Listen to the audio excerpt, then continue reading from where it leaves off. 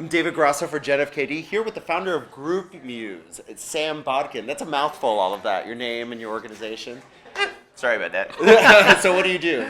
Well, I run this organization called Groupmuse, and Groupmuse is a social network that directly connects classical musicians in the area to people who have living rooms in the area so that the community can organically generate its own chamber music house parties that we call Group Muses. And this is a group muse that we're in right now. At every group muse, half of the crowd, they're friends of the host, because naturally if you're hosting any sort of social gathering, you're inclined to invite your friends. And half of the folks are there from groupmuse.com, which is just, it's an event website. You can just log in, you RSVP to an event that happens to be in your area, and you go. So the growth mechanism is baked into the product. At each group muse, we're bringing in, the host's friends. These are people who have never been to a group muse before, and hopefully some of them will host a group muse of their own, and maybe they'll keep coming, and the group muse community sort of snowballs from there. In maybe 10 minutes, the musicians will take these seats, everyone will sit on the floor, I'll give a brief introduction to give some context, and then we'll hear two 20 or 25-minute halves of music,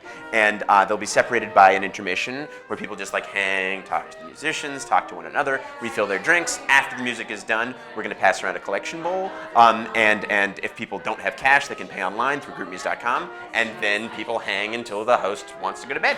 If you have any one piece of advice for people who are interested in following their dreams and startups, what would it be? Find an amazing team of people. I am incredibly lucky that I was able to find my co-founder Ezra Weller and my co-founder Kyle Schmalzi, both of whom I grew up with. We're from the same town, and none of this would have been possible without them. So that is, they can't just be good people. You have to love each other, and we really have that. Wow. So what possessed you? I just fell madly in love with classical music when I was 19 years old because I heard a Beethoven string quartet, his opus 133 string quartet, the Grosse Fuga. That's very specific inspiration, Sam.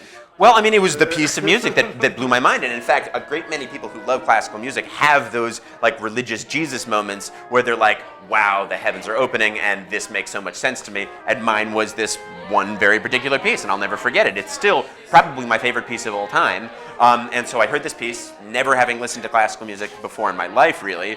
And then I just started listening to it every single day, becoming totally obsessed with it.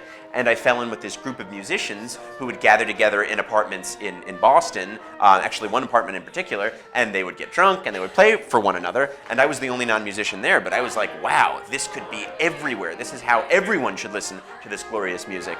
Because not only is it stimulating and enriching in a way that only a great work of art can be, it's also just a good party, because it's a bunch of artists.